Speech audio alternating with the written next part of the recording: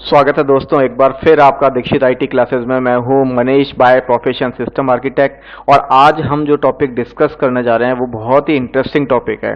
वो topic basically Windows server में काफ़ी काम में आता है और आपने काफ़ी नाम सुना होगा अगर आप वर्किंग प्रोफेशनल हैं, WDS, विंडोज डिप्लॉयमेंट सर्विस का, राइट। अगर आपने नहीं सुना तो ये बहुत जरूरी इंपॉर्टेंट टॉपिक है, इसको पूरा देखिएगा, पूरा बिल्कुल मिस मत कीजिएगा। विंडो डिप्लॉयमेंट सर्विस के बारे में हम पता करते हैं। सबसे पहले विंडोज डिप्लॉयमेंट सर्विस होती क्या है। देखिए, कंपनीज में क्या होता है, आपके मल्टीपल आपके सिस्टम्स लगे होते हैं, कोई नया सिस्टम्स आता है, ठीक है, उस पर इमेज चढ़ानी पड़ती है, तो सिस्टम एडमिनिस्ट्रेटर क्या करेगा।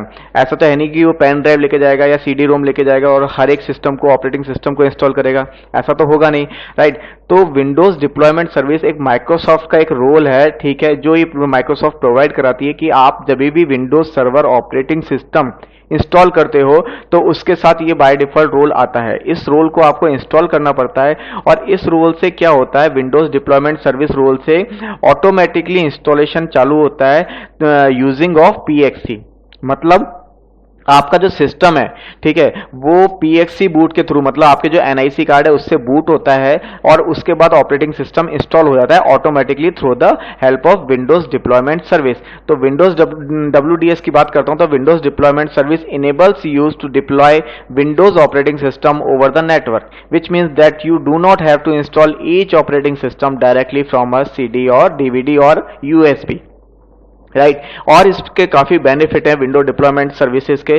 तो सबसे पहले हम बात करते हैं विंडो डिप्लॉयमेंट सर्विस के बेनिफिट ऑफ WDS, कि WDS जब आप इंस्टॉल करते हो, उसको इनेबल करते हो विंडोज सर्वर में, तो उसके क्या क्या बेनिफिट हैं। सबसे पहला बेनिफिट है आपका allow network based installation of Windows operating system which reduces the complexity and cost when compare to manual installation. मतलब मैनुअल जब इंस्टॉलेशन आप करने जाते हो एक सिस्टम पे, ठीक है, उसमें बहुत सारी चीजें चाहिए होती हैं। क्या आपको CD लगानी पड़ेगी, CD बने बूटेबल CD बनानी पड़ेगी और एक व्यक्ति पर्टिकुलर एक सिस्टम के लिए रिजर्व हो जाता है, ठीक है। ऐसे ही सपोज अगर आपके 1000 सिस्टम्स हैं तो आपको क्या 1000 एम्प्लॉयज की जरूरत पड़ेगी, नहीं। तो WDS का बेनिफिट क्या है कि नेटवर्क बेस्ड इंस्टॉलेशन होता है, आपको केवल सर्वर से वो चीज इमेज पुश करनी पड़ती है और क्लाइंट ऑटोमेटिकली जैसे ही बूट कराता है अपने आप को NIC कार्ड के थ्रू, मतलब नेटवर्क इंटरफेस कार्ड के थ्रू वो बूट कराता है over the network, automatically image उसके ऊपर उसके सिस्टम पे डिप्लॉय हो जाती है।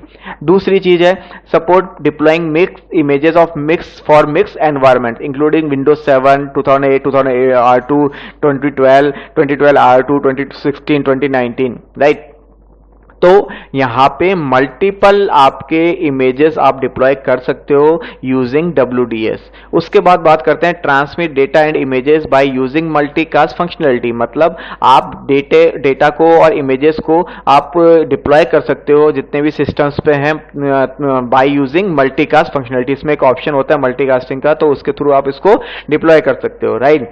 Allow you to create images of a reference computer. मतलब सपोज करो आपके पास एक सिस्टम है, ठीक है, आपको उसकी इमेज बनानी है, आप उस इमेज को क्लोन बना करके आप उसकी क्लोनिंग कर लेते हो, उसको इमेज के रूप में बना लेते हो और उस इमेज को डिप्लॉय कर सकते हो बाकी जितने भी सिस्टम है नेटवर्क में उनके ऊपर, राइट। उसके बाद अगर आपको कोई ड्राइवर भी इंक्लूड करना है, सपोज करो आपके पास एक ऑपरेटिंग सिस्टम है विंडोज 10, उसके साथ आपको NIC ड्राइवर भी इंस्टॉल वो करना है कि जो उसमें पर्टिकुलर विंडोज 10 जो सिस्टम डिप्लॉय होगा उसके साथ जाना चाहिए, तो वो भी आप इसमें काम कर सकते हो। तो काफी बेनिफिट है WDS को यूज करने के लिए, राइट। इसके बाद हम बात करते हैं इसको यूज करने के लिए तो बात होगी, लेकिन इसकी प्री रिक्विजिट्स क्या है आपके WDS जब आप इंस्टॉल करते हो तो विंडोज सर्वर के लिए। कोई भी आप विंडोज सर्वर का ले लो, चाहे 2012 R2 लो, चाहे 2016 विंडोज सर्वर लो, 2019 लो, 2022 लो। सबसे पहली रिक्वायरमेंट है एक्टिव डायरेक्टरी डोमेन सर्विस, जो मैंने आपको पुरानी वीडियो में सिखा दिया कि कैसे इंस्टॉल करते हैं। अगर आप WDS as a stand alone use करना चाहते हो तो वो भी आप कर सकते हो, उसमें कोई प्रॉब्लम नहीं है।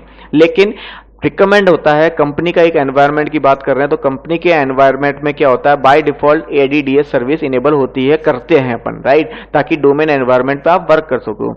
सेकंड जो रिक्वायरमेंट है that is DHCP, dynamic host configuration protocol. अगर आपको नहीं पता कि DHCP कैसे इंस्टॉल करते हैं तो आप मेरी पुरानी वीडियो में भी देख सकते हैं, और अगर नहीं भी देखना चाहते हैं तो इसी वीडियो में इसको मैं कवर कर लूंगा। फिर बात आती है DNS की।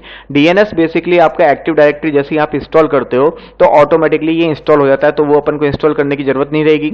फिर बात आती है NTFS वॉल्यूम, मतलब एक वॉल्यूम ऐसा सेपरेट होना चाहिए जिसके ऊपर आप इमेजेस आप डाल सको, चाहे विंडोज 10 हो चाहे कोई भी विंडोज ऑपरेटिंग सिस्टम हो, उसकी इमेजेस डाल सको ताकि वो डिप्लॉय हो सके ओवर द नेटवर्क सिस्टम पे। फिर क्रेडेंशियल, ऑब्वियसली कोई ना कोई ऐसा पर्टिकुलर बंदा होना चाहिए, मतलब यूजर होना चाहिए आपके एक्टिव डायरेक्टरी डोमेन सर्विस में जो ये सब चीजें परफॉर्म कर सके। तो ये कुछ बेसिक प्री रिक्विजिट्स थी WDS को इंस्टॉल करने के लिए। ठीक है, अब हम बात करते हैं कि WDS एक्चुअल में वर्क कैसे करता है। तो जैसे देखो दोस्तों, ये जो आप डायग्राम देख पा रहे हो, इसमें ये क्लाइंट सिस्टम है मेरा, इसको मैंने बूट कराया किसके थ्रू, NIC कार्ड के थ्रू। जैसे जब भी आप बूट कराते हो, सिस्टम को स्टार्ट करते हो, तो वहां पे ऑप्शन आते हैं कि हार्ड डिस्क से बूट कराना है, USB से बूट कराना है, CD-ROM से बूट कराना है, या NIC कार्ड के थ्रू बूट कराना है। तो आप क्या चूज करोगे अगर आपको इसके WDS यूज कर रहे हो तो बूट फ्रॉम NIC। उसके बाद ये कनेक्ट करता है आपके DHCP सर्वर से। DHCP सर्वर क्या देगा, इसको IP एड्रेस देगा। वो IP एड्रेस जब इसके पास और नेटवर्क इंफॉर्मेशन आ जाएगी तो ये किसके पास जाएगा, DNS सर्वर के पास, की सर्च करने के लिए कि डोमेन बेसिकली कहां पे है, राइट। फिर DNS सर्वर इसको डोमेन का एनवायरनमेंट बता देगा कि ये डोमेन इधर है। फिर DNS सर्वर जब ये बता देगा तो डोमेन कंट्रोलर के पास ये जाएगा किसके क्या लेने के लिए, कि भैया मेरे को तो ऑपरेटिंग सिस्टम इंस्टॉल करना है, होना है, तो मैं किसके पास जाऊं, मेरे लिए WDS सर्वर कहां है। तो वो थर्ड नंबर पे जाएगा DC के पास। तो WDS की इंफॉर्मेशन DC दे देगा कि भैया इसका IP ये है और ये सिस्टम ये है। फिर अगेन वो क्लाइंट सिस्टम WDS से कनेक्टेड हो जाएगा और आपका ऑपरेटिंग सिस्टम इंस्टॉल होना चालू हो जाएगा। सारी इमेजेस इस WDS से इस सिस्टम पे आपके आ जाएंगी और आपका ऑपरेटिंग सिस्टम स्टार्ट होकर के आप उस पर वर्क करने लग जाओगे। तो ये इसका बेसिक फंडा है WDS का, विंडोज डिप्लॉयमेंट सर्विस का। तो चलिए अपन स्टार्ट करते हैं इसका प्रैक्टिकल करना। ये मेरा एक डोमेन कंट्रोलर है, इसकी मैं आपको इंफॉर्मेशन बता देता हूं। होस्ट नेम जो मैंने इसको सेट किया हुआ है वो है DC-WSUS। इसी पे मेरे एक्टिव डायरेक्टरी डोमेन सर्विस भी इनेबल है। बाय डिफॉल्ट आप WDS उस सर्वर पे करते हो जहां वो आपका, जिसपे आपका active directory domain service enable मतलब हो रखी होती है, लेकिन एक मेंबर सर्वर पे करते हो, राइट। जिसपे ADDS है उस पर नहीं करना चाहिए, लेकिन मेरे पास रिसोर्स नहीं है इसमें, तो इसलिए मैंने क्या किया है, एक पर्टिकुलर सिस्टम पे ही ये इनेबल कर दिया है। तो अगर मैं चेक करता हूँ DSA.MSC करके, ठीक है, तो मेरे को active directory user and computer open हो जाएगा और उसमें मैं जाके चेक कर सकता हूं कि पर्टिकुलर मेरे एक्टिव डायरेक्टरी इस पे इंस्टॉल है या नहीं है, राइट। ये देखिए मेरी ये एक्टिव डायरेक्टरी pms.com करके मेरा इस पे डोमेन मैंने बना रखा है, ठीक है। तो इस डोमेन कंट्रोलर पे मैं बाकी चीजें करूंगा। तो सबसे पहला ऑप्शन क्या था कि मेरे active directory domain service enable होनी चाहिए, जो कि मेरी ऑलरेडी है, ठीक है। नेट शेयर से मैं चेक भी कर सकता हूं, जैसे मैंने पुरानी वीडियो में बताया था। नेट लॉगऑन और आपकी फील्ड sys फोल्ड करके फोल्डर आना चाहिए, तो ये आ चुका है। अब दूसरी चीज थी मेरे पास, इस पे DNS होना चाहिए। DNS भी मैं अगर NS लुकअप करके चेक करता हूं तो इसकी क्वेरी रिजॉल्व होनी चाहिए, तो इसका मतलब इस पे DNS होगा। NS लुकअप करके देखिए DC-WSUS.pms.com, उससे रिलेटेड इसका IP एड्रेस आ गया। अब मैं अगर रिवर्स क्वेरी करता हूं 192.168.1.33, तो अगेन देखिए रिजॉल्व हो रहा है, तो इसका मतलब इस पे मेरा DNS बना हुआ है। इसका IP भी मैं आपको सेट कर देता हूं, बता देता हूं। IP कॉन्फ़िग करके मैं चेक करता हूं, देखिए 192.168.1.33, राइट। तो ये बेसिकली मेरी DNS और ADDS इस पे इनेबल है।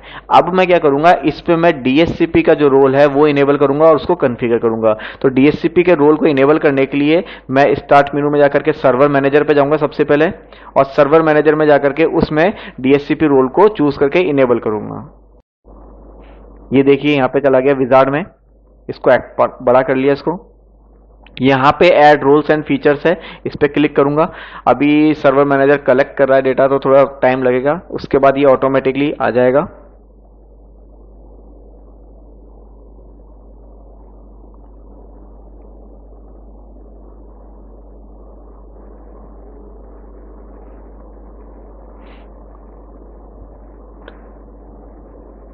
ये देखिए जस्ट नेक्स्ट, यहाँ पे वही रोल बेस्ड और feature based installation, just next. Again मेरे पास एक ही सर्वर है अभी, तो मैं उसी को चूज करते हुए जस्ट नेक्स्ट प्रोसीड करूंगा। अब यहाँ पे सर्वर रोल्स करके ऑप्शन आएगा। ये सर्वर रोल्स में ही सारे के सारे जितने भी सर्वर्स जो रोल होते हैं वो आपको इनेबल करने पड़ेंगे। यहाँ पे देखिए DHCP सर्वर जो है इसको मैं टिक मार्क करूंगा, जस्ट ऐड फीचर, और साथ साथ ही मैं जो WDS का जो मैं सर्वर इंस्टॉल करने वाला हूँ, विंडोज डिप्लॉयमेंट सर्विसेज, उसको भी टिक मार्क कर दूंगा ताकि वो रोल जो है वो भी आपका इंस्टॉल हो जाएगा। Add feature, just next. Next, next, again next. यहाँ पे देखो ये WDS की रिक्वायरमेंट में दो चीज बोलता है, एक तो बोलता है डिप्लॉयमेंट सर्वर और एक बोलता है ट्रांसपोर्ट सर्वर। दोनों को ही हम टिक मार्क करेंगे और जस्ट नेक्स्ट प्रोसीड कर देंगे। यहाँ पे register the destination tick mark करूंगा एंड देन जस्ट इंस्टॉल। ये आपका DHCP सर्वर रोल जो है वो भी इंस्टॉल हो जाएगा और अब विंडोज डिप्लॉयमेंट सर्विसेज जो है वो भी इंस्टॉल हो जाएगी। जब ये इंस्टॉल हो जाएगी तो वन बाय वन हम DHCP को भी कॉन्फ़िगर करेंगे and then Windows deployment services को इनेबल करके उसको कॉन्फ़िगर करेंगे।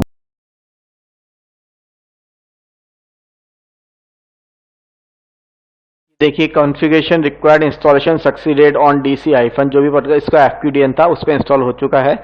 Just close it, close it. अब नाउ आप जब ये हो चुका है तब आप इसको कॉन्फ़िगरेशन करेंगे पोस्ट डिप्लॉयमेंट जो होता है सर्वर मैनेजर में जाकर के, वहां पे आप वापस इसको देखिए।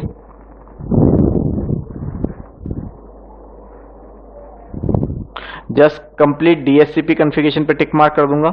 जस्ट ये जो विजार्ड है इसको नेक्स्ट करूंगा। यहाँ पे बाय डिफॉल्ट अगर आपने DHCP रोल कभी कॉन्फ़िगर नहीं किया तो मेरी पुरानी वीडियोस देख लीजिए, उसमें DHCP रोल कैसे इंस्टॉल करते हैं, कॉन्फ़िगर करते हैं वो दिखाया हुआ है। नहीं तो जस्ट अभी आप इसमें यहाँ पे जस्ट फर्स्ट ऑप्शन को चूज कर सकते हैं, use the following user credential. जो भी आपके सिस्टम का नाम, जो डोमेन होगा नाम वो होगा और जो भी एडमिनिस्ट्रेटर होगा उसका नाम यहाँ पे शो कर रहा होगा। Just commit it and then close it.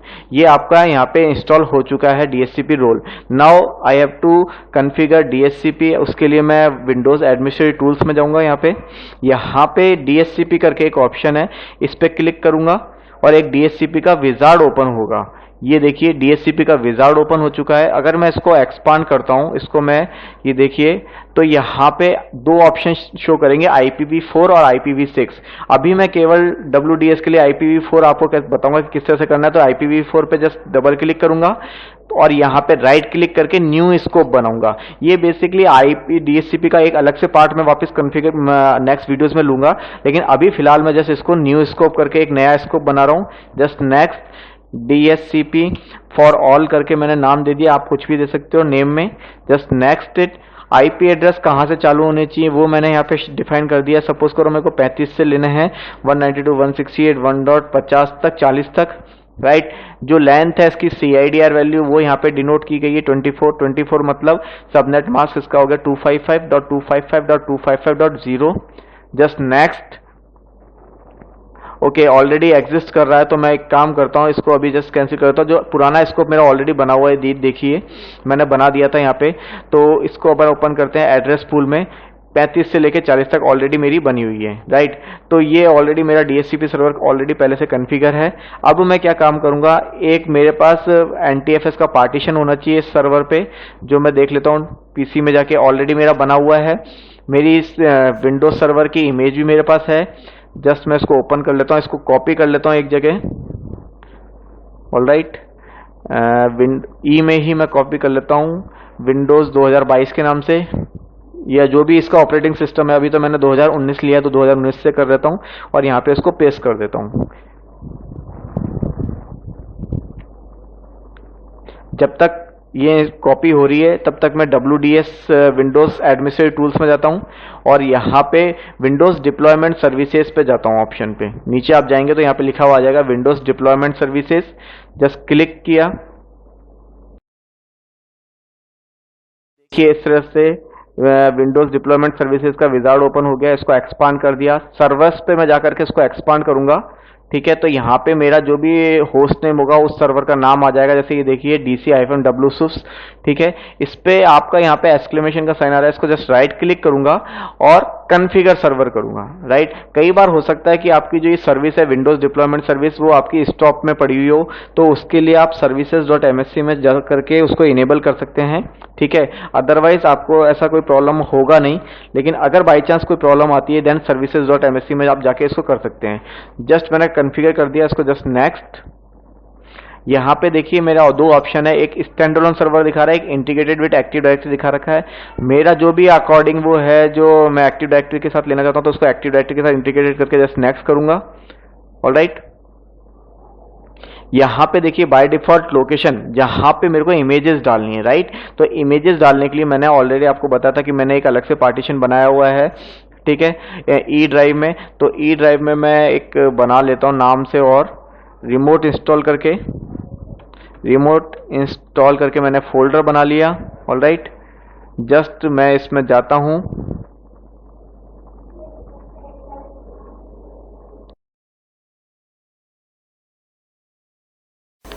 इसको जस्ट मैंने कॉपी कर लिया और इसी पाथ को मैं यहाँ पे प्रोवाइड करा दूंगा। जस्ट नेक्स्ट, नेक्स्ट यहाँ पे अलाउ करके जस्ट नेक्स्ट, और ये एक बार इंस्टॉल होने के बाद फिर आप इसमें कॉन्फ़िगरेशन करेंगे।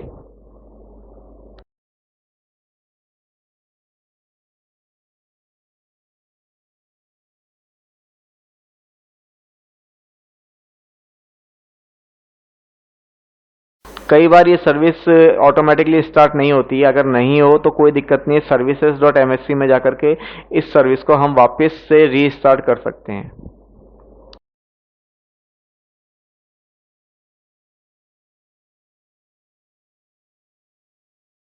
देखिए the service did not respond to start, तो हम इसको जस्ट फिनिश करते हैं। कोई दिक्कत नहीं है, services.msc में जाऊंगा मैं और वापस उस सर्विस को, विंडोज डिप्लॉयमेंट सर्विस को स्टार्ट कर दूंगा।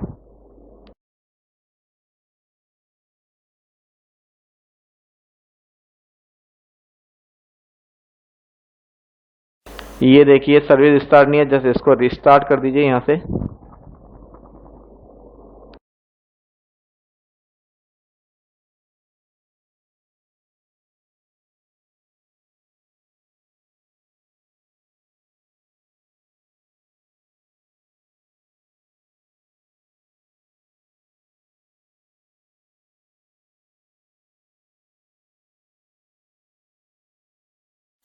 सर्विस स्टार्ट हो चुकी है। अब अपन वापस यहाँ पे जाते हैं, इसको जैसे रिफ्रेश करूंगा तो देखिए ये ग्रीन स्टार्ट में हो गया, राइट। तो अब ये आपका सर्वर कॉन्फ़िगर हो चुका है। अब मैं क्या करूंगा, इस पे इमेजेस डालूंगा। दो तरह की इमेजेस होती हैं हमेशा, एक होती है इंस्टॉल इमेज, एक होती है बूट इमेज। बूट इमेज से आपका सिस्टम बूट होता है और इंस्टॉल इमेज से आपके ऑपरेटिंग सिस्टम्स की फाइल जो सिस्टम्स पे इंस्टॉल होती है। तो सबसे पहले मैं इंस्टॉल इमेज में जाऊंगा और ऐड इंस्टॉल इमेज पे जाके क्लिक करूंगा। यहाँ पे नाम दे दूंगा मैं जो भी नाम देना चाहता, सपोज करो मैंने दिया विंडोज 10, ठीक है। जस्ट नेक्स्ट, यहाँ पे फाइल लोकेशन दे दूंगा जहां पे मेरी install.ini फाइल पड़ी होगी, जो बाय डिफॉल्ट मैंने ई में बनाई है विंडोज 10 के लिए। ये देखिए ये गया सोर्सेज में और यहाँ पे install.vim फाइल, इसको क्लिक कर लिया, जस्ट ओपन, जस्ट नेक्स्ट। यहाँ पे देखिए सारे ऑप्शन शो कर रहा है। इस पर्टिकुलर इमेज में जितनी भी आपकी फाइलें हैं, जो भी आपके इसके टाइप हैं, वो सारे शो करना है। जौन सा आपको लेना है वो आप उसमें यूज कर सकते हैं, बाकी को डिस्कार्ड कर सकते हैं। सपोज करो मैंने केवल एक ही लिया 64 बिट का ये वाला, ओके। ऑलरेडी ये टिक किया है, जस्ट इसको टिक करके जस्ट नेक्स्ट कर दूंगा, ठीक है। जस्ट नेक्स्ट, ये थोड़ा सा टाइम लेगा और उसके बाद ये आपकी इमेज यहाँ पे ऐड हो जाएगी।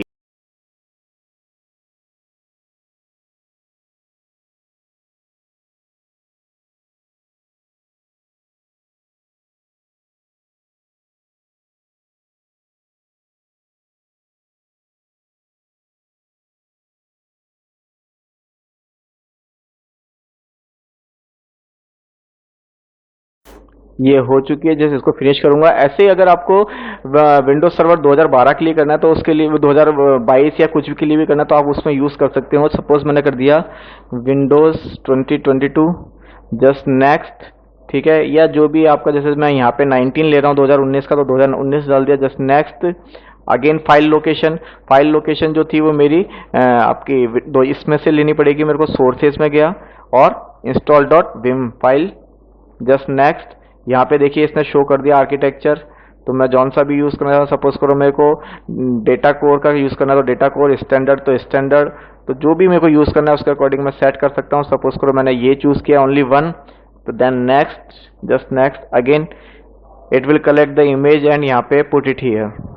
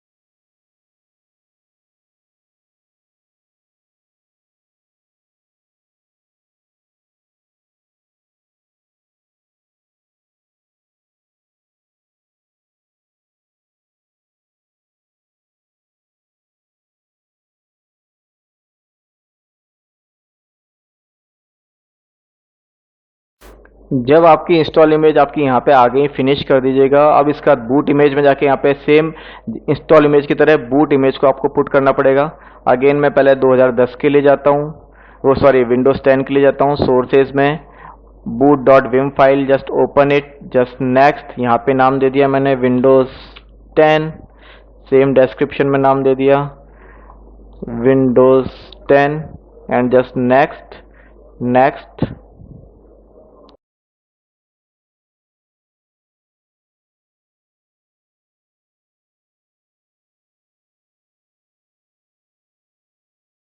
ये आपका बूट फाइल, बूट जो इमेज फाइल है वो भी आ गई। Just finish it. अगेन मेरे को बूट फाइल लेता हूँ मैं 2022 के लिए, तो विंडोज़ 10 की जगह मैं सॉरी 2019 के लिए 2019 में गया। यहाँ पे बूट डॉट विम फाइल को सेलेक्ट कर लिया, जस्ट नेक्स्ट। यहाँ पे दे दिया Windows Windows 2019 Windows 2019, just next next.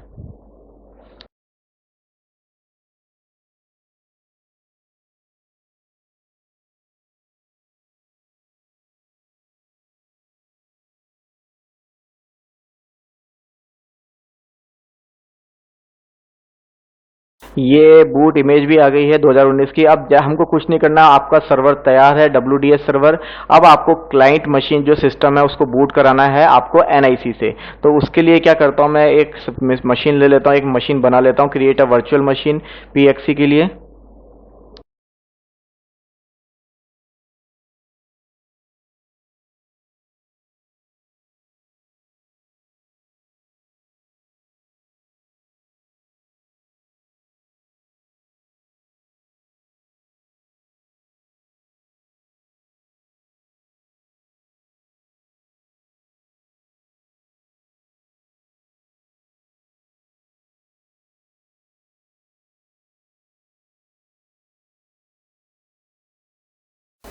इसका लैन अडेप्टर देख लेता हूँ मैं कौन से उस पर पड़ा हुआ है, VMnet 5 पे। सेम चीज़ मैं आपको इसके क्लाइंट मशीन पे भी ऐसे ही करूँगा मैं, ताकि नेटवर्क सेम उस पर रहे।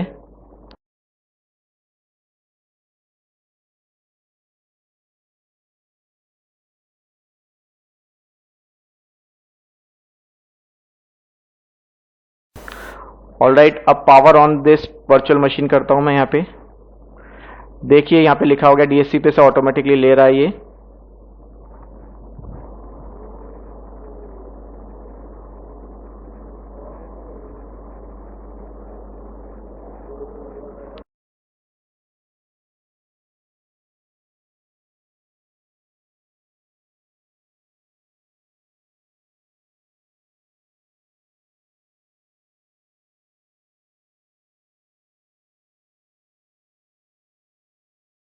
यहाँ पे आपको F12 दबाना था और ये भी एक्चुअली हो गया, तो F12 से आपको इसको बूट कराना पड़ेगा, F12 दबा करके।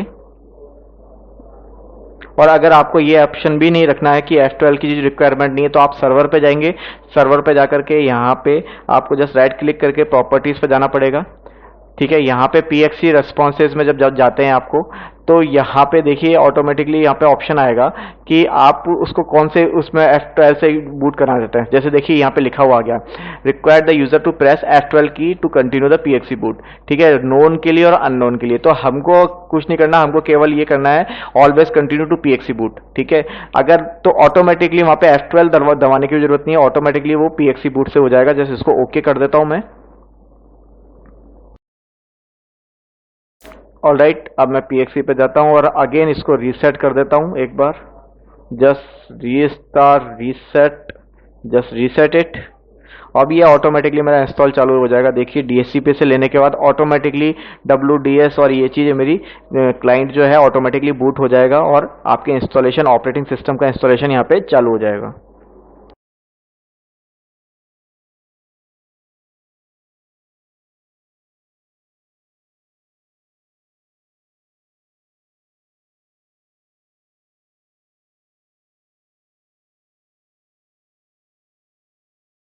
ये देखिए कॉन्टैक्ट सर्वर जो मेरा सर्वर था WDS ऑटोमेटिकली इसने दिखा दी। और यहाँ पे देखिए दो ऑप्शन शो कर रहा है, जो मैंने दो बूट लगा था, कौन सा, विंडोज 2019 या विंडोज 10, जौन सा भी आपको डालना है आप उसके अकॉर्डिंग यहाँ पे सेट कर सकते हो। और अगर आप ये चीज चाहते हो ये भी ऑटोमेट हो जाए आपके, तो वो आप सर्वर में जाकर के ऑप्शन को टिक मार्क कर सकते हो। सपोज अब यहाँ पे मेरे को विंडोज 2019 डालना है, ठीक है, या विंडोज 10 डालना है, तो मैं उसको चूज कर लूंगा उसी के अकॉर्डिंग।